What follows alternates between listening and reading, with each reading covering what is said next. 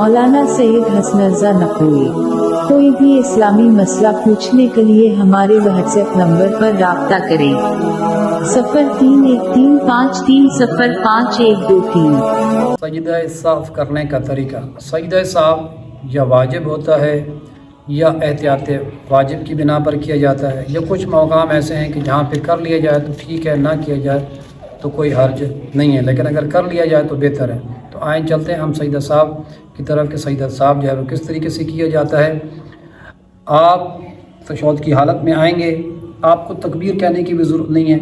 आप सजदे में जाएं, आप कोई ज़िक्र ना पढ़ें, आप फ़कत सजदे में चले जाएं, वापस उठें और फिर दोबारा सजदे में चले जाएं और तशहुद पढ़ें और उसके बाद सलाम पढ़ के इसको इख्तिताम करें। या बेहतर है आप कोई भी ज़िक्र पढ़ सकते हैं तो आप पढ़ें। सुबहान रब्बियल आला अगर आपको ज़िक्र आता है तो आप वो पढ़ लें। या जो आम तौर पर जो ज़िक्र किया जाता है, बिस्मिल्लाहि व बिल्लाहि अस्सलामु अलैका अय्युहन नबिय्यु व रहमतुल्लाहि व बरकातुहू, ये ज़िक्र पढ़ लें। तो आए मैं आपको करके दिखाता हूँ कि सजदा साफ़ करने का तरीक़ाकार क्या है।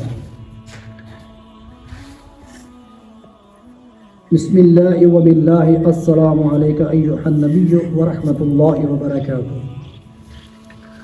दूसरे सजदे में जाएंगे, बिस्मिल्लाहि व बिल्लाहि अस्सलामु अलैका अय्युहन नबिय्यु व रहमतुल्लाहि व बरकातुहू।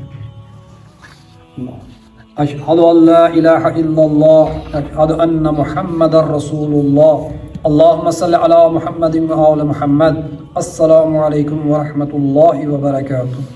अल्लाहु अकबर, अल्लाहु अकबर, अल्लाहु अकबर। ये है सजदा साफ़ करने का तरीका। जज़ाकल्लाह जी, माशाअल्लाह।